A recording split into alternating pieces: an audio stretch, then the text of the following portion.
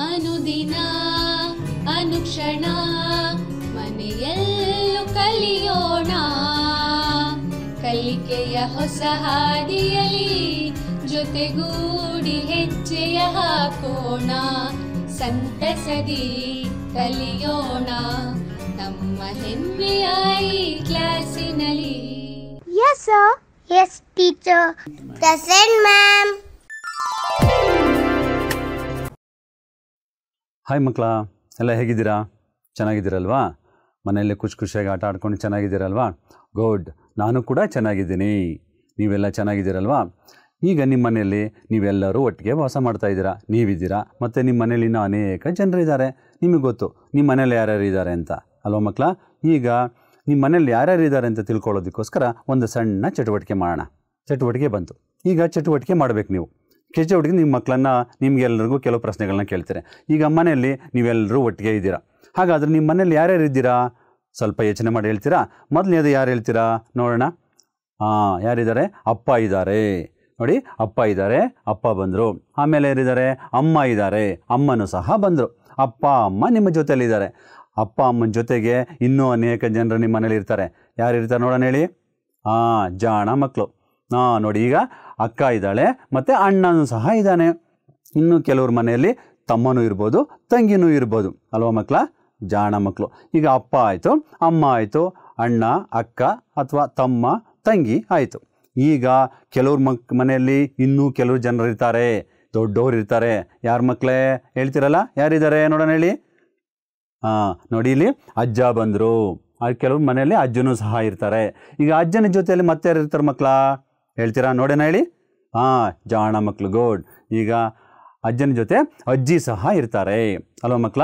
ಈಗ ನಿಮ್ಮ ಮನೆಯಲ್ಲಿ ಒಂದು ಕುಟುಂಬದಲ್ಲಿ ಅಪ್ಪ ಇರ್ತಾರೆ, ಅಮ್ಮ ಇರ್ತಾರೆ, ಅಕ್ಕ, ಅಣ್ಣ ಅಥವಾ ತಮ್ಮ, ತಂಗಿ, ಅದ್ರ ಜೊತೆಗೆ ಅಜ್ಜ ಮತ್ತು ಅಜ್ಜಿ, ಇವರೆಲ್ಲರೂ ಒಟ್ಟಿಗೆ ಒಂದೇ ಮನೇಲಿ ವಾಸ ಮಾಡ್ತಾರೆ. ನಿಮ್ಮ ಜೊತೆ ಇವರೆಲ್ಲ ಇರ್ತಾರಲ್ವ ಮಕ್ಕಳ? ಇದು ನಿಮ್ಮ ಮನೇಲಿ ಇದ್ದಾರೆ ಇವರೆಲ್ಲ? ಗುಡ್, ಜಾಣ ಮಕ್ಕಳು. ಇವ್ರನ್ನೆಲ್ಲ ನೀವು ಮತ್ತು ಇವ್ರನ್ನೆಲ್ಲ ಸೇರಿಸಿ ನಾವೇನಂತ ಕರಿತೀವಿ? ಕುಟುಂಬ ಅಂತ ಕರಿತೀವಿ. ಈಗ ನಿಮ್ಮದು ಒಂದು ಚಿಕ್ಕ ಚೊಕ್ಕ ಕುಟುಂಬ. ಈ ಕುಟುಂಬದಲ್ಲಿ ನೀವೆಲ್ಲರೂ ವಾಸ ಮಾಡ್ತಾ ಇದ್ದೀರಾ. ಚೆನ್ನಾಗಿತ್ತಲ್ವ ಮಕ್ಕಳ ಚಟುವಟಿಕೆ? ಈಗ ಈ ಕುಟುಂಬದ ಬಗ್ಗೆ ನೀವು ಹೆಚ್ಚು ವಿಷಯಗಳನ್ನು ಕಲ್ತ್ಕೊಂಡಿದ್ದೀರಾ ಅಲೆ. ಅದ್ರ ಜೊತೆಗೆ ಇನ್ನು ಇವತ್ತು ಈ ಕುಟುಂಬದ ಬಗ್ಗೆ ನಾವಿನ್ನೂ ಹೆಚ್ಚು ವಿಷಯಗಳನ್ನ ತಿಳ್ಕೊಳ್ಳೋಣ. ಹಾಗಾದರೆ ಈ ಪಾಠದಲ್ಲಿ ನೀವೇನೆಲ್ಲ ಕಲ್ತ್ಕೋತೀರಾ ನೋಡೋಣ ಮಕ್ಕಳ? ಕುಟುಂಬದ ಮಹತ್ವವನ್ನು ಅರಿಯುವಿರಿ ಮಕ್ಕಳ. ಕುಟುಂಬದಲ್ಲಿ ಮಹತ್ವ ಏನೆಲ್ಲ ಬದಲಾವಣೆ ಆಗುತ್ತೆ, ಕುಟುಂಬ ನಮ್ಗೆ ಯಾಕೆ ಬೇಕು, ಹೇಗಿರುತ್ತೆ ಅನ್ನೋದನ್ನೆಲ್ಲ ನೀವು ಕಲ್ತ್ಕೋತೀರ ಅಲ್ವ ಮಕ್ಕಳ? ಅದರ ಜೊತೆಗೆ ನೀವೇನು ಕೊಡ್ತೀರಾ? ವಂಶವೃಕ್ಷದ ಮೂಲಕ ತಮ್ಮ ಕುಟುಂಬವನ್ನು ಪರಿಚಯಿಸಿಕೊಳ್ಳುವಿರಿ. ಈಗ ವಂಶವೃಕ್ಷ ಬರೆಯೋದು ಹೇಗೆ, ವಂಶವೃಕ್ಷದಲ್ಲಿ ನಿಮ್ಮ ಕುಟುಂಬವನ್ನು ಬರೆಯೋದು ಹೇಗೆ, ಅದನ್ನೆಲ್ಲ ತಿಳ್ಕೊಳ್ತೀರಾ, ಪರಿಚಯ ಮಾಡ್ಕೊಳ್ತೀರಾ ಅಲ್ವ ಮಕ್ಕಳ? ಅದ್ರ ಜೊತೆಗೆ ಸಂಬಂಧಗಳನ್ನು ಸಂಕೇತಗಳ ಮೂಲಕ ಗುರುತಿಸುವ ಕೌಶಲ್ಯ ಪಡೆಯುವಿರಿ. ಈಗ ಮಕ್ಕಳ, ವಂಶವೃಕ್ಷದಲ್ಲಿ ಕೆಲವು ಸಂಕೇತಗಳ ಮೂಲಕ ನಾವೇನು ಮಾಡ್ತೀವಿ? ಸಂಬಂಧಗಳನ್ನು ಗುರುತಿಸ್ತೀವಿ. ಯಾವ ಸಂಬಂಧಕ್ಕೆ ಏನೆಲ್ಲ ಸಂಕೇತಗಳನ್ನು ಬಳಸ್ತೀವಿ ಅಂತ ನೀವು ಈ ಪಾಠದಲ್ಲಿ ಕಲ್ತ್ಕೋತೀರ. ಅದರ ಜೊತೆಗೆ ಕುಟುಂಬದ ಸ್ವರೂಪದಲ್ಲಿ ಬದಲಾವಣೆ ಆಗ್ತಾ ಗುರುತಿಸುವಿರಿ ಮಕ್ಕಳ. ಕುಟುಂಬದಲ್ಲಿ ಅನೇಕ ಬದಲಾವಣೆ ಆಗ್ತಾ ಇರುತ್ತೆ. ಕೆಲವು ಕುಟುಂಬದಿಂದ ಹೊರಗಡೆ ಹೋಗ್ತಾರೆ, ಕೆಲವು ಕುಟುಂಬದ ಒಳಗಡೆ ಬರ್ತಾರೆ. ಹೇಗೆಲ್ಲ ಬದಲಾವಣೆ ಆಗುತ್ತೆ, ಅದು ಸ್ವರೂಪ ಏನಾಗುತ್ತೆ ಅನ್ನೋದನ್ನು ಕಲ್ತ್ಕೋತೀರ. ಅದರ ಜೊತೆಗೆ ಕುಟುಂಬದಲ್ಲಿ ನಿಮಗೆ ಗೊತ್ತಿದೆ ಮಕ್ಕಳ, 2 ವಿಧಗಳಿವೆ, ವಿಭಕ್ತ ಮತ್ತು ಅವಿಭಕ್ತ ಕುಟುಂಬದ ಬಗ್ಗೆ ಅದರ ಲಕ್ಷಣಗಳೇನು, ಅದರ ಹಾಗಂದ್ರೆ ಏನು ಅನ್ನೋ ವಿಚಾರವನ್ನೆಲ್ಲ ಕಲ್ತ್ಕೋತೀರ ಮಕ್ಕಳ. ಗೊತ್ತಾಯ್ತಲ್ಲ ಮಕ್ಕಳ? ಈಗ ನೋಡೋಣ ಮಕ್ಕಳ, ಕುಟುಂಬದ ಸ್ವರೂಪಗಳಿರ್ತವೆ. ಕುಟುಂಬದಲ್ಲಿ ಸ್ವರೂಪಗಳಲ್ಲಿ ಏನೆಲ್ಲ ಬದಲಾವಣೆ ಆಗುತ್ತೆ ಅಂತ ನೋಡೋಣ ಮಕ್ಕಳ. ಕುಟುಂಬದ ಸದಸ್ಯರು ಎಲ್ಲ ಸಂಬಂಧಿಗಳಾಗಿರ್ತಾರೆ. ಒಂದು ಕುಟುಂಬದಲ್ಲಿರ್ತಕ್ಕಂಥ ಎಲ್ಲ ಜನರು ಸಂಬಂಧಿಗಳಾಗಿರ್ತಾರೆ ಮಕ್ಕಳ. ನೋಡಿ, ಕುಟುಂಬದಲ್ಲಿ ಎಲ್ಲ ಅಪ್ಪ, ಅಮ್ಮ, ಅಣ್ಣ, ತಂಗಿ, ಅಕ್ಕ, ತಂಗಿ ಇವರೆಲ್ಲ ಒಂದೇ ಕುಟುಂಬದಲ್ಲಿ ಎಲ್ಲ ಸಂಬಂಧಿಕರಾಗಿ ಕೆಲಸವನ್ನು ಮಾಡ್ತಾ ಇರ್ತಾರೆ ಮಕ್ಕಳ. ಕುಟುಂಬ ಸದಸ್ಯರು ಒಟ್ಟಾಗಿ ವಾಸ ಮಾಡ್ತಾರೆ. ನೋಡಿ, ಕುಟುಂಬದವರೆಲ್ಲ ನೋಡಿ ಮಕ್ಕಳ, ಇಲ್ಲಿ ಎಷ್ಟೊಂದು ಜನ ಇದ್ದಾರೆ? ಅಪ್ಪ ಇದ್ದಾರೆ, ಅಮ್ಮ ಇದ್ದಾರೆ, ಅಜ್ಜ, ಅಜ್ಜಿ, ಅಕ್ಕ, ಅಣ್ಣ, ತಮ್ಮ, ತಂಗಿ ಎಲ್ಲರೂ ಇದ್ದಾರೆ. ಇವರೆಲ್ಲ ಒಂದೇ ಕುಟುಂಬದಲ್ಲಿ ಒಟ್ಟಾಗಿ ಒಂದೇ ಮನೇಲಿ ವಾಸ ಮಾಡ್ತಾರೆ ಮಕ್ಕಳ. ನೀವೆಲ್ಲ ಒಂದೇ ಮನೇಲಿ ವಾಸ ಮಾಡ್ತಾ ಇದ್ದೀರಲ್ವಾ? ಜಾಣ ಮಕ್ಕಳು. ಇದು ನಿಮ್ಮ ಕುಟುಂಬದಲ್ಲಿ ಆಗತ್ತೆ ಮಕ್ಕಳ. ಈಗ ಮುಂದೆ ಹೋಗೋಣ. ಕೆಲವೊಮ್ಮೆ ಕುಟುಂಬದ ಸದಸ್ಯರು ಮೂಲ ಕುಟುಂಬವನ್ನು ಬಿಟ್ಟು ಬೇರೆಡೆ ಹೋಗ್ತಾರೆ ಮಕ್ಕಳ. ಈಗ ಮೂಲ ಕುಟುಂಬದಲ್ಲಿ ದೊಡ್ಡ ಕುಟುಂಬದಲ್ಲಿ ಅನೇಕ ಜನರು ಇರ್ತಾರೆ ಮಕ್ಕಳ. ಅದರಲ್ಲಿ ಕೆಲವರು ನಾನಾ ಕಾರಣಗಳಿಂದ ತನ್ನ ಮೂಲ ಕುಟುಂಬವನ್ನು ಬಿಟ್ಟು ಬೇರೆ ಕುಟುಂಬಕ್ಕೆ ಹೋಗ್ತಾರೆ. ಅದು ನಿಮ್ಮ ಕುಟುಂಬದಲ್ಲಿ ಆ ಥರ ಆಗಿದೆ ಅಲ್ವಾ? ನೋಡೋಣ ಈಗ ಯಾವ ಕಾರಣಕ್ಕೋಸ್ಕರ ಮೂಲ ಕುಟುಂಬವನ್ನು ಬಿಟ್ಟು ಬೇರೆ ಕಡೆ ಹೋಗ್ತಾರೆ ಅಂತ. ನೋಡಿ ಮಕ್ಕಳ, ವಿವಾಹ ಮತ್ತು ಉದ್ಯೋಗ. ವಿವಾಹವಾಗಿ ನಿಮ್ಮ ಕುಟುಂಬದಲ್ಲಿರ್ತಕ್ಕಂತಹ ಹೆಣ್ಣು ಮಕ್ಕಳು ವಿವಾಹವಾಗಿ ಅಥವಾ ಮದುವೆಯಾಗಿ ಬೇರೆ ಕುಟುಂಬಕ್ಕೆ ಹೋಗ್ತಾರೆ. ಅದು ಆ ಥರ ನಿಮ್ಮನೇಲಿ ಏನು ಆಗಿದೆಯಾ? ನಿಮ್ಮನೇಲಿ ಯಾರಾದರೂ ನಿಮ್ಮ ಅಕ್ಕ ಇರ್ಬೋದು ಅಥವಾ ನಿಮ್ಮ ಅತ್ತೆ ಇದ್ದೀರ ಇರ್ಬೋದು, ಮದುವೆಯಾಗಿ ಬೇರೆ ಮನೆಗೆ ಹೋಗಿರ್ತಾರೆ. ಅದು ನಿಮಗೆ ಗೊತ್ತಿರುತ್ತೆ. ಗೊತ್ತಿಲ್ಲ ಅಂದರೆ ನಿಮ್ಮ ಅಪ್ಪ ಅಮ್ಮನ ಕೇಳಿ ತಿಳ್ಕೊಳ್ಳಿ. ಮದುವೆಯಾಗಿ ತಮ್ಮ ಮೂಲ ಕುಟುಂಬವನ್ನು ಬಿಟ್ಟು ಬೇರೆ ಕುಟುಂಬಕ್ಕೆ ಹೋಗುತ್ತಾರೆ. ಇದು ಬದಲಾವಣೆ ಆಗುತ್ತೆ ಮಕ್ಕಳ ಕುಟುಂಬದಲ್ಲಿ. ಇನ್ನು ಎರಡನೇದು ಉದ್ಯೋಗ. ಉದ್ಯೋಗ ನಿಮಿತ್ತ ಬೇರೆ ಕಡೆ ಕೆಲಸ ಸಿಗಿರುತ್ತೆ. ನಿಮ್ಮ ಅಣ್ಣನಿಗಾಗ್ಬೋದು ಅಥವಾ ನಿಮ್ಮ ಚಿಕ್ಕಪ್ಪನಿಗಾಗ್ಬೋದು ಅಥವಾ ನಿಮ್ಮ ಕುಟುಂಬದಲ್ಲಿರ್ತಕ್ಕಂಥ ಬೇರೆಯವ್ರಿಗಾಗ್ಬೋದು, ಬೇರೆ ಊರಿನಲ್ಲಿ ಒಂದು ಒಳ್ಳೆಯ ಕೆಲಸ ಸಿಗುತ್ತೆ. ಆ ಕೆಲಸಕ್ಕೋಸ್ಕರ ಏನು ಮಾಡ್ತಾರೆ? ತನ್ನ ಕುಟುಂಬವನ್ನು ಬಿಟ್ಟು ಬೇರೆ ಊರಿಗೆ ಹೋಗಿ ವಾಸ ಮಾಡ್ತಾರೆ. ಈಗ ಇನ್ನೂ ಕೆಲವು ಏನು ಮಾಡ್ತಾರೆ? ಶಿಕ್ಷಣಕ್ಕೋಸ್ಕರ ಹೋಗ್ತಾರೆ. ಈಗ ನಿಮ್ಮ ಅಕ್ಕ ಇರ್ಬೋದು, ನಿಮ್ಮ ಅಣ್ಣ ಇರ್ಬೋದು. ಈಗ ನಿಮ್ಮ ಊರಿನಲ್ಲಿ ಶಿಕ್ಷಣ 1ರಿಂದ 5 ಅಥವಾ 1ರಿಂದ 10ನೇ ತರಗತಿವರೆಗೂ ಶಾಲೆ ಇರ್ಬೋದು. ಇನ್ನು ಹೆಚ್ಚು ಓದಬೇಕಾಗುತ್ತೆ. ಅದಕ್ಕೋಸ್ಕರ ಏನು ಮಾಡ್ತಾರೆ? ನಿಮ್ಮ ಕುಟುಂಬವನ್ನು ಬಿಟ್ಟು ಬೇರೆ ಊರು ನಗರ ಪ್ರದೇಶಗಳಿಗೆ ಹೋಗಿ ಅಲ್ಲಿ ವಾಸ ಮಾಡ್ತಾರೆ. ನಿಮ್ಮ ಮನೇಲಿ ಯಾರನ್ನು ಈ ರೀತಿ ಆಗಿದೆಯಾ? ಯಾರನ್ನ ಹೋಗಿ ಬೇರೆ ಊರಿನಲ್ಲಿ ಉನ್ನತ ಶಿಕ್ಷಣವನ್ನು ಹೆಚ್ಚು ಓದೋದಕ್ಕೆ ನಿಮ್ಮ ಮನೆಯನ್ನು ಬಿಟ್ಟು ಬೇರೆ ಕಡೆ ಹೋಗಿದ್ದಾರಾ? ಅದನ್ನು ನೀವು ಚರ್ಚೆ ಮಾಡಿ ಮಕ್ಕಳ. ಬೇರೆ ಕಾರಣಗಳಿಂದ ಮೂಲ ಕುಟುಂಬವನ್ನು ಬಿಟ್ಟು ತಮ್ಮದೇ ಆದ ಪ್ರತ್ಯೇಕ ಕುಟುಂಬವನ್ನು ರಚಿಸ್ಕೊಳ್ತಾರೆ. ಈಗ ಕಾಲಕ್ಕೆ ಕುಟುಂಬದ ಸ್ವರೂಪದಲ್ಲಿ ಅನೇಕ ಬದಲಾವಣೆಗಳಾಗ್ತವೆ. ಈಗ ಮಕ್ಕಳ, ನಿಮ್ಮ ಮನೆ ಕುಟುಂಬದಲ್ಲಿ ಕೆಲವು ಕುಟುಂಬದಲ್ಲಿರ್ತಕ್ಕಂಥ ಜನರು ಬೇರೆ ಕಡೆ ಹೋಗ್ಬೋದು, ಅಥವಾ ನಿಮ್ಮ ಕುಟುಂಬಕ್ಕೆ ಬೇರೆಯವರು ಬಂದು ಸೇರ್ಕೋಬೋದು. ಈ ರೀತಿ ಕುಟುಂಬದಲ್ಲಿ ಬದಲಾವಣೆ ಆಗ್ತಾ ಹೋಗುತ್ತೆ ಮಕ್ಕಳ. ಯಾವ ರೀತಿ ಬದಲಾವಣೆ ಆಗುತ್ತೆ ಅಂತ ನೋಡೋಣ ಇವಾಗ. ನೋಡಿ, ಮೊದಲು ವಿವಾಹವಾಗಿ ಇಬ್ಬರು ಇರ್ತಾರೆ ಉದಾಹರಣೆಗೆ. ಆಮೇಲೆ ಏನಾಗ್ತದೆ? ಆ ಮದುವೆ, ಗಂಡ ಹೆಂಡತಿ ಮದುವೆ ಆದಮೇಲೆ ಅವರಿಗೆ ಮಕ್ಕಳಾಗ್ತಾರೆ. ನೋಡಿ ಮಕ್ಕಳು, ಇಲ್ಲಿ ಇಬ್ಬರು ಇದ್ದರು, ಆಮೇಲೆ 4 ಜನ ಆದರು. ಇಲ್ಲಿ ಬದಲಾವಣೆ ಆಯಿತು ಮಕ್ಕಳ ಕುಟುಂಬದಲ್ಲಿ. ಆಮೇಲೆ ಏನಾಗ್ತಾರೆ? ಆಮೇಲೆ ಅವರಿಗೆ ಮಕ್ಕಳಿಗೆ ದೊಡ್ಡವರಾದಮೇಲೆ ಅವ್ರಿಗೆ ಮದುವೆ ಆಗುತ್ತೆ, ಅವರಿಗೆ ಮಕ್ಕಳಾಗ್ತಾರೆ. ಈ ದೊಡ್ಡ ಕುಟುಂಬ ಆಗುತ್ತೆ. ಚಿಕ್ಕ ಕುಟುಂಬ ಆಯಿತು, ಆಮೇಲೆ ದೊಡ್ಡ ಕುಟುಂಬ, ಆಮೇಲೆ ಇನ್ನು ಹೆಚ್ಚು ದೊಡ್ಡ ಕುಟುಂಬ ಆಗುತ್ತೆ ಮಕ್ಕಳ. ಈ ರೀತಿ ಕುಟುಂಬದಲ್ಲಿ ಬದಲಾವಣೆ ಆಗ್ತಾ ಹೋಗುತ್ತೆ. ಈ ರೀತಿ ಬದಲಾವಣೆಗಳು ನಿಮ್ಮ ಕುಟುಂಬದಲ್ಲೂ ಖಂಡಿತ ಆಗಿರುತ್ತೆ. ಅದು ಯಾವ ರೀತಿ ಬದಲಾವಣೆ, ಯಾರ್ಯಾರು ಬದಲಾವಣೆ ಆದರು ಅಂತ ನಿಮ್ಮ ಕುಟುಂಬದಲ್ಲಿ ನೀವು ಯೋಚನೆ ಮಾಡಿ ಮಕ್ಕಳ. ಈಗ ಕುಟುಂಬದ ಸದಸ್ಯರನ್ನೆಲ್ಲ ಒಂದು ವೃಕ್ಷದ ಆಕಾರದಲ್ಲಿ ನಾವು ತೋರಿಸ್ತೇವೆ. ಅದನ್ನೇ ವಂಶವೃಕ್ಷ ಅಂತ ಕರಿತೀವಿ. ಈಗ ಆ ವಂಶವೃಕ್ಷದ ಬಗ್ಗೆ ಹೆಚ್ಚಿನ ವಿಚಾರವನ್ನು ನಾವೀಗ ತಿಳ್ಕೊಳ್ಳೋಣ ಮಕ್ಕಳ. ಜ್ಞಾಪಿಸ್ಕೊಳ್ಳಿ, ವಂಶವೃಕ್ಷದ ಬಗ್ಗೆ ನೀವು ಏನು ಕಲ್ಪನೆ ತಿಳ್ಕೊಂಡಿದ್ದೀರಾ, ಏನು ವಿಚಾರ ತಿಳ್ಕೊಂಡಿದ್ದೀರಾ? ಜ್ಞಾಪಿಸ್ಕೊಂಡ್ರಾ? ಈಗ ಹೆಚ್ಚು ವಿಚಾರವನ್ನು ನಾವು ನೋಡೋಣ ಮಕ್ಕಳ. ಆ ವಂಶವೃಕ್ಷ ಅಂದರೆ ಏನು? ಪ್ರಶ್ನೆ. ವಂಶವೃಕ್ಷ ಅಂದರೆ ಏನು? ಒಂದು ಕುಟುಂಬದಲ್ಲಿನ ಎಲ್ಲ ಜನರು ಅನೇಕ ತಲೆಮಾರುಗಳಿಂದ ಮತ್ತು ಅವರ ಪರಸ್ಪರ ಸಂಬಂಧವನ್ನು ತೋರಿಸುವುದೇ ವಂಶವೃಕ್ಷ. ಅಂದರೆ ಒಂದು ಕುಟುಂಬದಿನ ಎಲ್ಲ ಜನರು ಮಕ್ಕಳ, ನಿಮ್ಮ ಕುಟುಂಬದಲ್ಲಿ ನಿಮ್ಮ ಮನೆಯಲ್ಲಿ ವಾಸ ಮಾಡ್ತಕ್ಕಂಥ ಎಲ್ಲ ಜನರನ್ನು ಮತ್ತು ತಲೆಮಾರುಗಳು ಹಿರಿಯರು, ಅಜ್ಜಿ ತಾತ, ಅಪ್ಪ ಅಮ್ಮ ಮತ್ತು ಮಕ್ಕಳು, ಈ ರೀತಿ ತಲೆಮಾರುಗಳ ಬಗ್ಗೆ ನಾವು ಹೇಳ್ತೀವಿ. ಈ ಎಲ್ಲ ತಲೆಮಾರುಗಳನ್ನು ಅವರ ಪರಸ್ಪರ ಸಂಬಂಧವನ್ನು, ಯಾರ್ಯಾರಿಗೆ ಏನೇನು ಸಂಬಂಧ, ಆ ಸಂಬಂಧಗಳನ್ನು ನಾವು ವೃಕ್ಷದ ಚಿತ್ರದ ಮೂಲಕ ತೋರಿಸ್ತೀವಿ ಮಕ್ಕಳ. ಅದೇ ವಂಶವೃಕ್ಷ ಅಲ್ವಾ ಮಕ್ಕಳೇ? ವಂಶವೃಕ್ಷದ ಬಗ್ಗೆ ಇಷ್ಟು ಅಭಿಪ್ರಾಯವನ್ನು ತಿಳ್ಕೊಂಡಿದ್ದೀರಾ. ನೋಡಿ, ವೃಕ್ಷ ಅಂದರೆ ಏನು ಮಕ್ಕಳೇ? ನಿಮಗೆ ಗೊತ್ತಿದೆ, ಮರ ಅಲ್ವಾ ಮಕ್ಕಳ?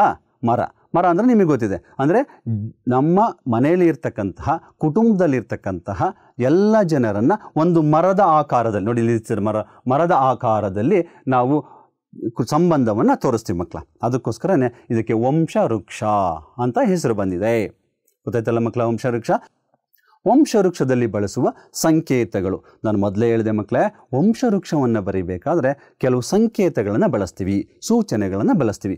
ಈಗ ಅದನ್ನು ನೋಡೋಣ. ಇವಾಗ ವಂಶವೃಕ್ಷ ಬರೀಬೇಕಾದ್ರೆ ನಾವು ಯಾವ ಸಂಕೇತಗಳನ್ನು ಬಳಸ್ತೀವಿ ಅಂತ ನೋಡಿ ಮಕ್ಕಳೇ. ಇಲ್ಲೊಂದು ಚಿತ್ರ ಬಂತು. ಈ ಚಿತ್ರ ಯಾವುದು ನೋಡೋಣ ಹೇಳಿ.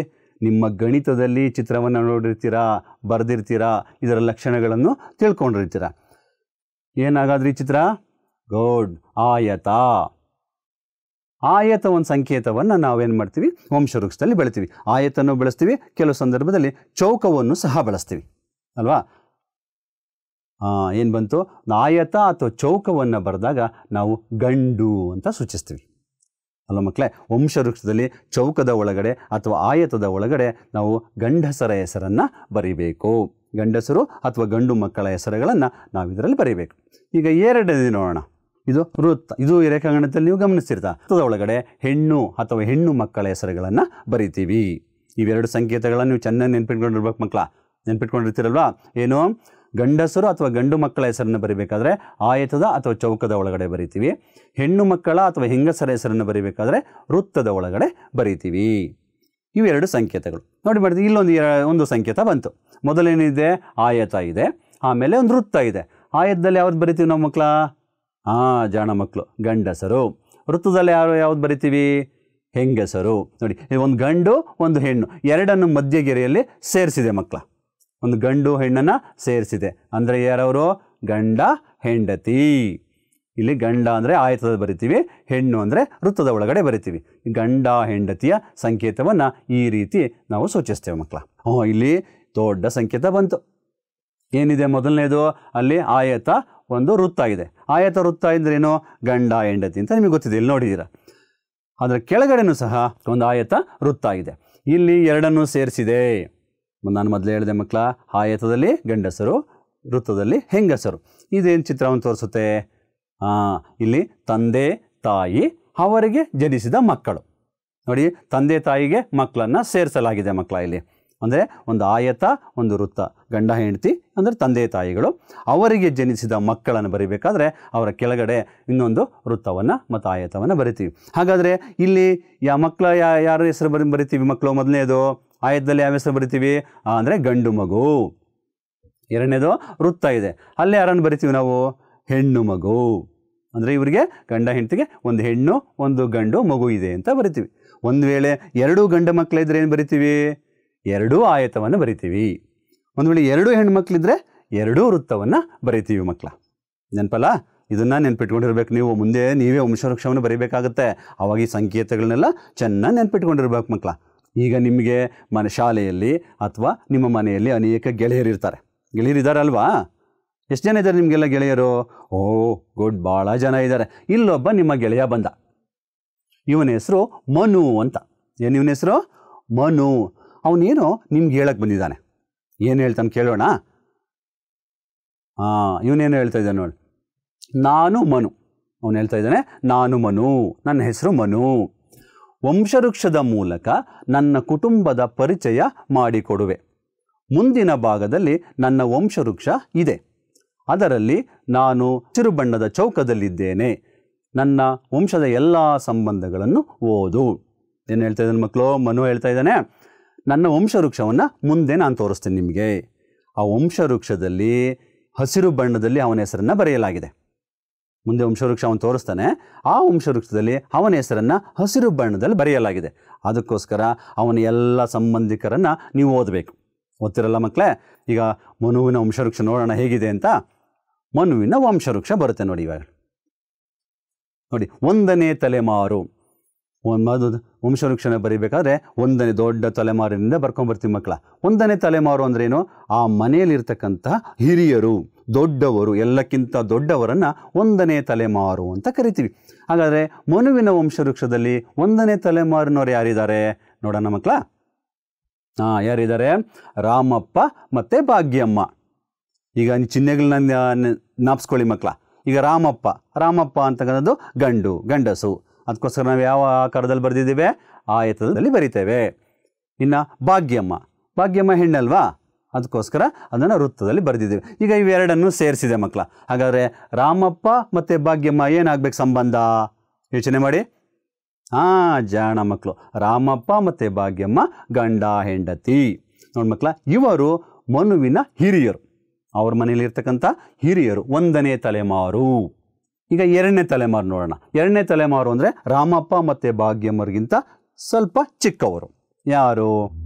ನೋಡಿ ಮಕ್ಕಳೇ, ಇಲ್ಲಿ ರವಿ ಮತ್ತು ರಾಜು ಬಂದರು. ಹಾಗಾದರೆ ಈ ಚಿತ್ರವನ್ನು ನೋಡಿ ಕಲ್ಪನೆ ಮಾಡ್ಕೊಳ್ಳಿ.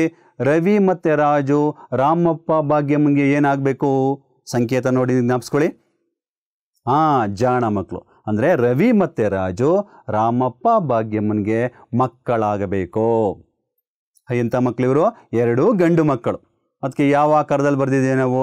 ಆಯತದಲ್ಲಿ ಬರೆದಿದ್ದೇವೆ. ರವಿ ಮತ್ತು ರಾಜು ರಾಮಪ್ಪ ಮತ್ತು ಭಾಗ್ಯಮ್ಮರ ಮಕ್ಕಳು. ಇದು 2ನೇ ತಲೆಮಾರು. ಈಗ ರವಿಗೆ ವಿನೂತಾ ಬಂದು ಸೇರಿಕೊಂಡ್ರು. ಅಂದರೆ ರವಿಗೆ ವಿನುತ ಏನಾಗಬೇಕು? ಜಾಣ ಮಕ್ಕಳು, ವಿನುತ ರವಿಗೆ ಹೆಂಡತಿ ಆಗಬೇಕು.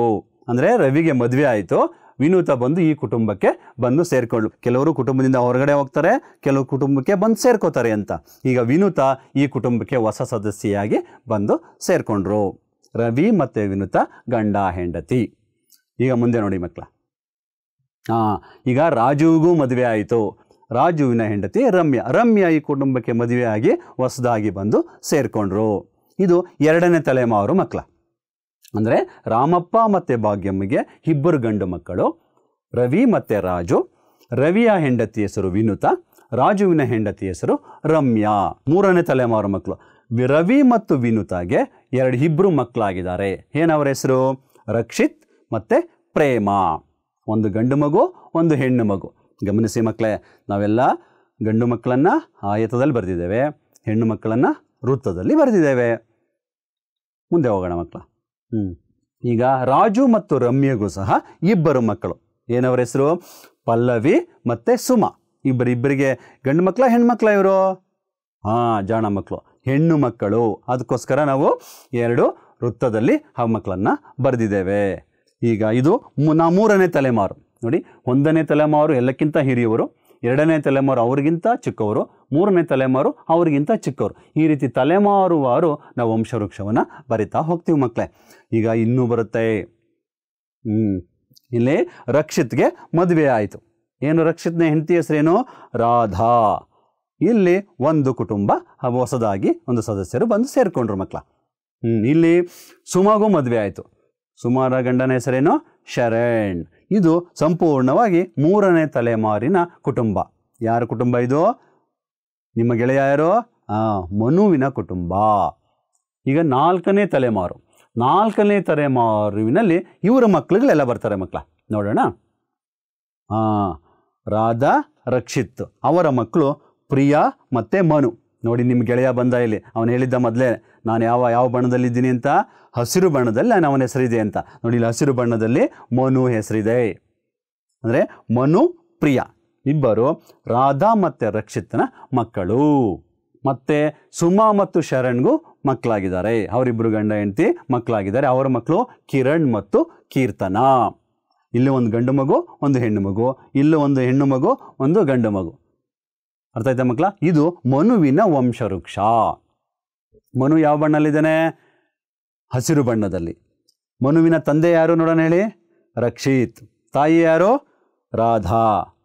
ಹಾಗಾದರೆ ರವಿ ಮನುವಿಗೆ ಏನಾಗಬೇಕು ನೋಡೋಣ, ಯೋಚನೆ ಮಾಡಿ ಸ್ವಲ್ಪ. ರವಿ ಏನಾಗಬೇಕು?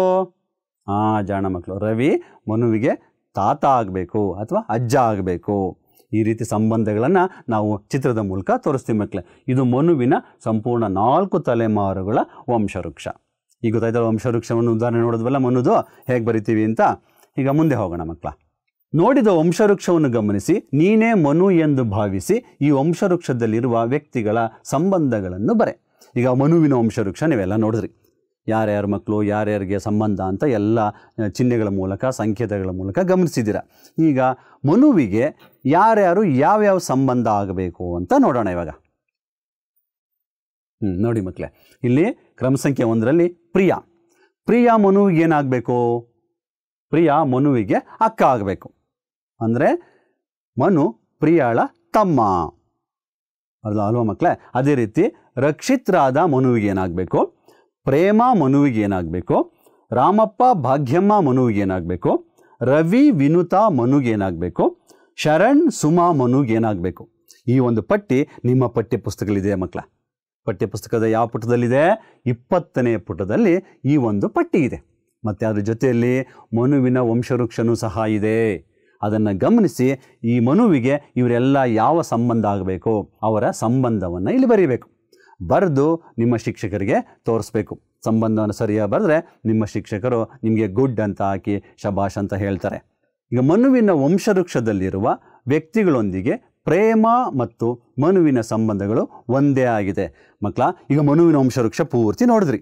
ಈಗ ಮನುವಿಗೆ ವಂಶವೃಕ್ಷದಲ್ಲಿರ್ತಕ್ಕಂಥ ಎಲ್ಲರೂ ಏನು ಸಂಬಂಧ ಆಗಬೇಕೋ ಪ್ರೇಮನಿಗೂ ಅದೇ ಆಗಬೇಕು, ಅದೇ ಸಂಬಂಧ. ಈಗ ಮನುವಿಗೆ ತಂದೆ ತಾಯಿ ಯಾರೋ, ಪ್ರೇಮನಿಗೂ ತಂದೆ ತಾಯಿ ಅವರೇ.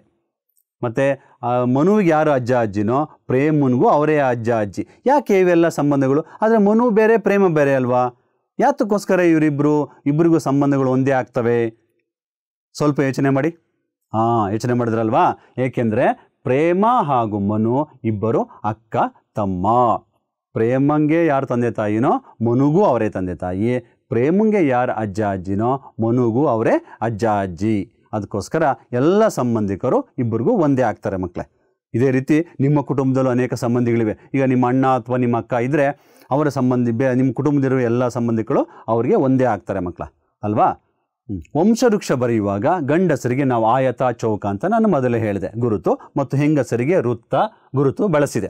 ಈ ಕೆಳಗಿನ ಚಿಹ್ನೆಗಳಿಂದ ಸಂಬಂಧವನ್ನು ಹೆಸರಿಸಿ. ಮಕ್ಕಳೇ, ನಾನು ಮೊದಲೇ ಹೇಳಿದೆ, ವಂಶವೃಕ್ಷವನ್ನು ಬರೀಬೇಕಾದ್ರೆ ಗಂಡಸರ ಹೆಸರನ್ನು ಆಯತ ಅಥವಾ ಚೌಕದಲ್ಲಿ ಬರಿತೀವಿ, ಹೆಂಗಸರ ಹೆಸರನ್ನು ವೃತ್ತಾಕಾರದಲ್ಲಿ ಬರಿತೀವಿ ಅಂತ ನೀವು ತಿಳ್ಕೊಂಡಿದ್ದೀರಾ. ವಂಶವೃಕ್ಷವನ್ನು, ಮನುವಿನ ವಂಶವೃಕ್ಷವನ್ನು ಗಮನಿಸಿದ್ದೀರಾ, ಎಲ್ಲ ಸಂಬಂಧಗಳನ್ನು ಕಲ್ಪನೆ ನಿಮಗೆ ತಿಳ್ಕೊಂಡಿದ್ದೀರಾ. ಈಗ ಕೆಲವು ಇಲ್ಲಿ ಚಿಹ್ನೆಗಳು ಬರ್ತವೆ. ಆ ಚಿಹ್ನೆಗಳು ಯಾರಿಗೆ ಯಾವ ಸಂಬಂಧ ಅಂತ ನೀವು ಹೇಳಬೇಕು. ನೋಡಿ ಮಕ್ಕಳ, ಇಲ್ಲಿ ಬಂತು.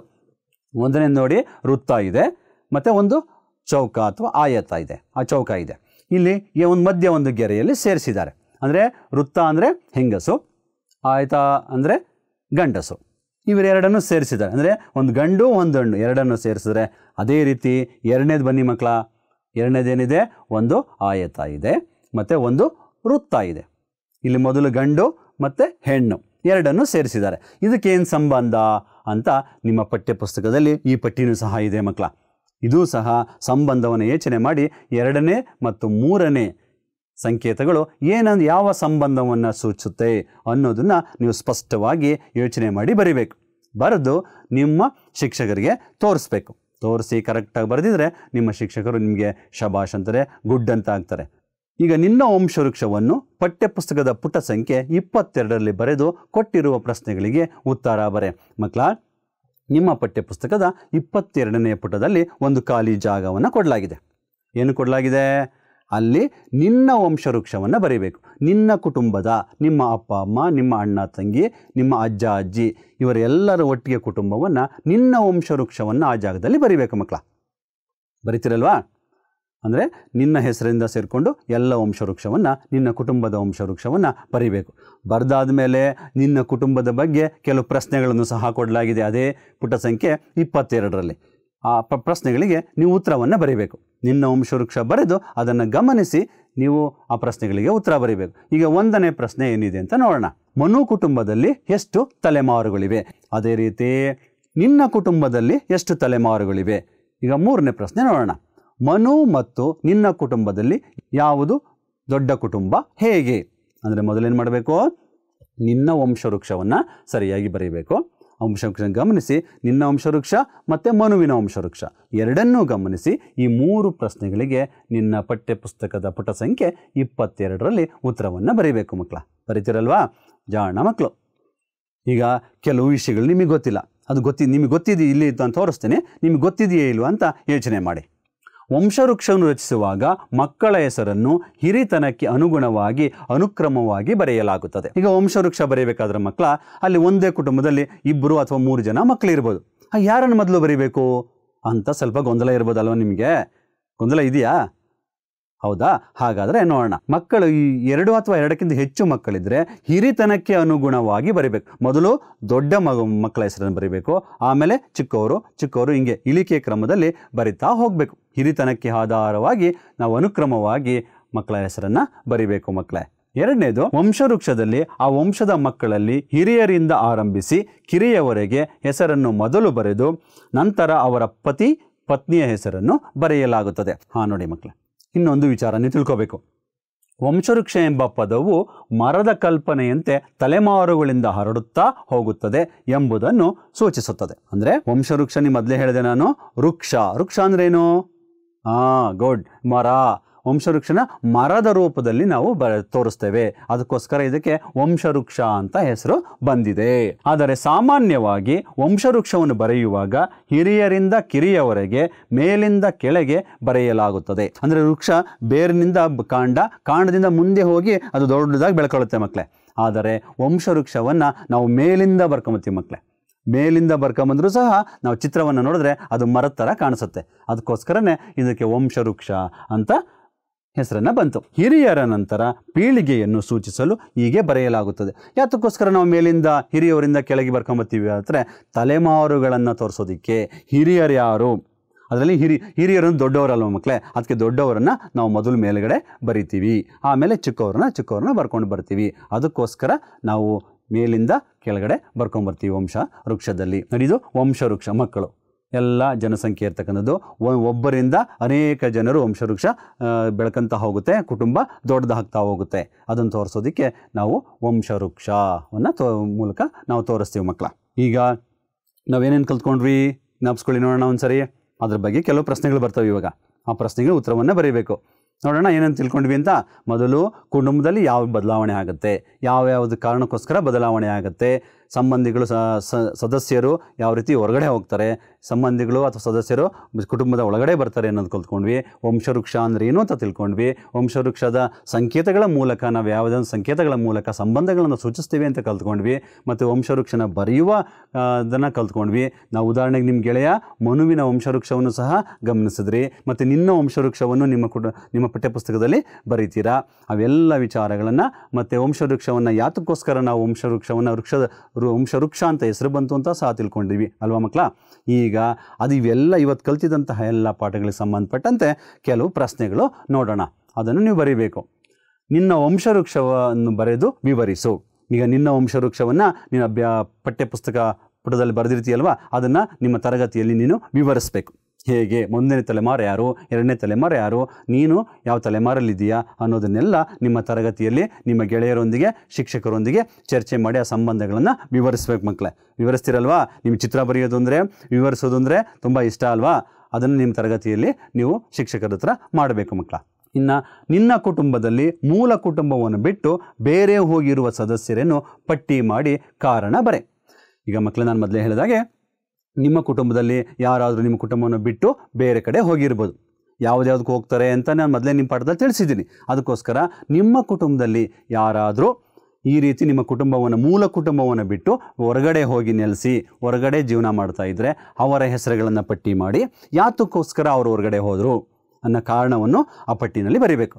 ಬರೆದು ನಿಮ್ಮ ಶಿಕ್ಷಕರಿಗೆ ತೋರಿಸ್ಬೇಕು. ಅವ ನಿಮಗೆ ಗೊತ್ತಾಗುತ್ತೆ ನಿಮ್ಮ ಮನೆಯಲ್ಲಿ ಯಾರು ನಿಮ್ಮ ಕುಟುಂಬವನ್ನು ಬಿಟ್ಟು ಹೋಗಿದ್ದಾರೆ, ಯಾತಕ್ಕೆ ಬಿಟ್ಟು ಹೋಗಿದ್ದಾರೆ ಅನ್ನೋದನ್ನು. ಈ ವಿಚಾರವನ್ನು ನಿಮ್ಮ ಮನೆಯಲ್ಲಿ ನಿಮ್ಮ ತಂದೆ ತಾಯಿಗಳೊಂದಿಗೆ ಚರ್ಚೆ ಮಾಡಿ ಈ ಪಟ್ಟಿಯನ್ನು ಸಿದ್ಧಪಡಿಸ್ಬೇಕು. ಪಟ್ಟಿಯನ್ನು ಸಿದ್ಧಪಡಿಸಿ ನಿಮ್ಮ ತರಗತಿಯಲ್ಲಿ ಶಿಕ್ಷಕರಿಗೆ ತೋರಿಸ್ಬೇಕು ಮಕ್ಕಳೇ.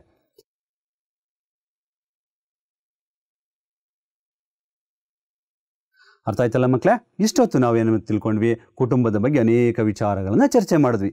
ಇನ್ನು ಮುಂದಿನ ತರಗತಿಯಲ್ಲಿ ಈ ಕುಟುಂಬದ ಬಗ್ಗೆ ಇನ್ನೂ ಹೆಚ್ಚಿನ ವಿಚಾರಗಳಿದೆ ಮೇಡಮ್. ಕುಟುಂಬ ಅಂದರೆ ಏನು, ಕುಟುಂಬದ ವಿಧಗಳ ಬಗ್ಗೆ, ಅದರ ಬಗ್ಗೆ ಇನ್ನೂ ಹೆಚ್ಚಿನ ವಿಚಾರಗಳನ್ನು ನಾವು ಮುಂದಿನ ತರಗತಿಯಲ್ಲಿ ತಿಳ್ಕೊಳ್ಳೋಣ ಮಕ್ಕಳೇ. ನಾನು ನಿಮ್ಮ ಪರಿಸರ ಅಧ್ಯಯನದ ಶಿಕ್ಷಕ ಬಾಲಮೂರ್ತಿ, ಸರ್ಕಾರಿ ಕಿರಿಯ ಪ್ರಾಥಮಿಕ ಶಾಲೆ ಮುದ್ದಲಿಂಗನಹಳ್ಳಿ, ನೆಲಮಂಗಲ ತಾಲೂಕು, ಬೆಂಗಳೂರು ಗ್ರಾಮಾಂತರ ಜಿಲ್ಲೆ. ನಾವೆಲ್ಲ ಕುಟುಂಬದಲ್ಲಿ ತಂದೆ ತಾಯಿ ಅಪ್ಪ ಅಮ್ಮನ ಜೊತೆ ಖುಷಿಯಾಗಿ ಇರೋಣ ಮಕ್ಕಳೇ. ಆಯಿತಾ ಮಕ್ಕಳೇ? ನಾನು ಹೇಳಿದ್ದೆಲ್ಲ ಚಟುವಟಿಕೆಗಳು ಮಾಡ್ತಿರಲ್ಲ, ಇಲ್ಲಿ ಹೋಗ್ಬಿಟ್ಟು ಬರೋಣ. ಬಾಯ್ ಮಕ್ಕಳೇ.